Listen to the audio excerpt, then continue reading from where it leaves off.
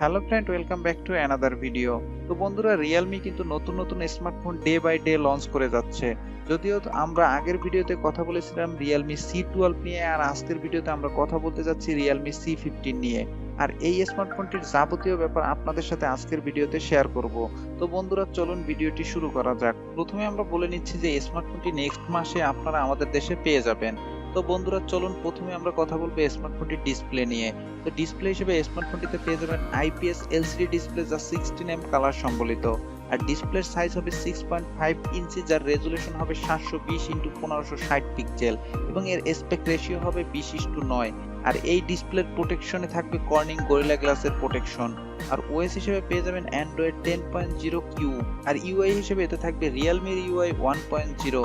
Chipset হিসেবে স্মার্টফোনটিতে আপনি পেয়ে যাবেন MediaTek Helio G35 যা 12 ন্যানোমিটার বেস করে তৈরি। আর সিপিইউ হিসেবে এতে থাকবে octa-core সিপিইউ যার ক্লক স্পিড 2.3 গিগাহার্টজ।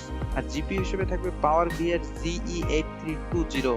আর এই স্মার্টফোনটিতে থাকবে এইচডি কার্ড স্লট যা ডেডিকেটেড স্লট। এই স্মার্টফোনটি আপনি পেয়ে যাবেন তিনটি ভেরিয়েন্টে, যা লো ভেরিয়েন্টে হবে 3GB 32GB, মিড ভেরিয়েন্টে হবে 3GB 64GB এবং টপ ভেরিয়েন্টে হবে 4GB 64GB। এবার আমরা কথা বলবো স্মার্টফোনটির রেয়ার ক্যামেরা নিয়ে। স্মার্টফোনটির ব্যাকে পেয়ে যাবেন কোয়াড ক্যামেরা সেটআপ, যার মূল ক্যামেরাটি হবে 13 মেগাপিক্সেলের ওয়াইড অ্যাঙ্গেল লেন্স যার অ্যাপারচার হবে 2.2। তাছাড়া পেয়ে যাবেন 8 মেগাপিক্সেলের আলট্রা ওয়াইড লেন্স যার অ্যাপারচার 2.3। তাছাড়া পেয়ে যাবেন 2 মেগাপিক্সেলের আরো দুইটি লেন্স যার অ্যাপারচার হবে 2.4। আর সেলফি ক্যামেরা হিসেবে স্মার্টফোনটিতে আপনি পেয়ে যাবেন 8 মেগাপিক্সেলের ওয়াইড অ্যাঙ্গেল লেন্স যুক্ত সেলফি ক্যামেরা যার অ্যাপারচার হবে 2.0।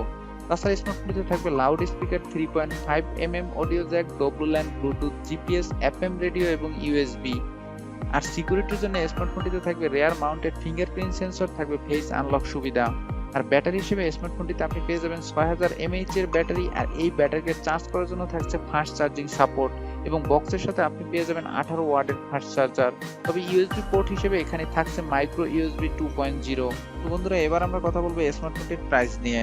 তো এই স্মার্টফোনটি আপনারা ইন্ডিয়ান রুপিতে পেয়ে যাবেন 9999 রুপিতে। তবে বাংলাদেশে এই স্মার্টফোনটির প্রাইস হতে পারে 12,000 টাকার মধ্যে। তো বন্ধুরা, এই ছিল স্মার্টফোনটি নিয়ে যাবতীয় কথাবার্তা। যদি স্মার্টফোনটি ভালো লাগে অবশ্যই আমাদের কমেন্ট করে জানাবেন। তো আমি চলে যাচ্ছি না নতুন কোনো ভিডিও নিয়ে আবার হাজির হবো আপনাদের সামনে। ততক্ষণ ভালোই থাকবেন এবং আমাদের সাথেই থাকবেন।